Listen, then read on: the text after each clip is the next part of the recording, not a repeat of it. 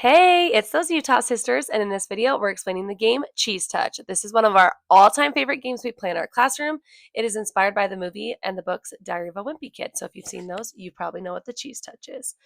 The best part about this game is you need very little supplies. You need yellow Post-it notes, you need worksheets that you probably already have made that you were probably already planning on doing, and then desks or tables, something that the kids can write on and use. The game, like we said, is called the Cheese Touch. It's inspired by Diary of a Wimpy Kid.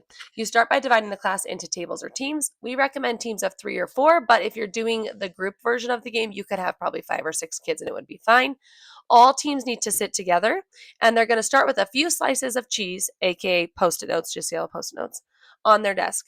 Depending on the problem length or time requirement, you'll probably want to change how many Post-it notes you put on their desk, and we explain that a little better down below. If you've never read Diary of a Wimpy Kid, the goal is that you don't want the cheese touch. It's that stinky cheese touch. You don't want to have it. So the goal of your table is to get rid of all of your cheese the fastest. The first group to have no cheese touch wins essentially. And it can be played collectively or individually. So we're going to explain both methods. The group method, everyone gets a worksheet and the entire table must all complete the problem on their worksheet and check it off with the teacher. Once everyone has it, one person from their table can take one of their Post-it notes off of their table and go run it to a different table and stick it on them, adding the cheese touch to that table and removing one from theirs. And the game continues with cheese being traded across the classroom around and around until a table wins.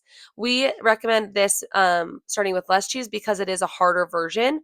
To get rid of all of your cheese is a lot harder in this game. So we recommend less cheese slices, 3 max. In the individual method, they are all playing as a table but working individually. So they'll work individually on a problem. As soon as they have one problem done, they don't have to check with their whole group. They'll go check it with the teacher, and then they get to move a cheese slice by running it to another table. Then they come back to their seat, keep working. This one goes a lot faster because kids are doing it individually, not as an entire group. So we recommend starting with 2 more cheese slices than players in the group. So if I have 3 players on my team, I would recommend 5 cheese slices to start. And the game just continues with kids running around trading cheese until a table wins. There's an alternate method in terms of rules where you can say, we never want you to be safe from the cheese touch. It's not just the first table to get rid of it wins, it's the only table with no cheese at the end wins. So you're going to set a specific time limit, like 20 minutes. You're going to play for 20 minutes. The only way to win the game is if you have no cheese on your desk at 20 minutes. Even if you've gotten rid of all your cheese, you're not safe from the cheese touch. A team could bring it to you and throw cheese on your desk, and you're now infected again. Darn it.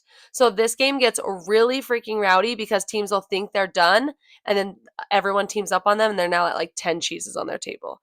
So it gets very rowdy, but it's a fun. Our just quick tips, frequently asked questions. Be sure to set clear rules that they cannot wait to check off problems. Kids will try and cheat and be like, our whole table is going to check it off at the same time so we can move forward at the same time and get rid of it really quick. Nope, you have to check it off immediately. If you try and save problems for later, then you forfeit the cheese.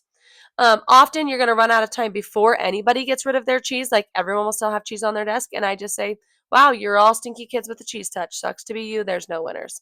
Or if you really want, you can say the team with the least amount of cheese wins. But it's okay if they all lose. That's fine too. It's a lot of fun.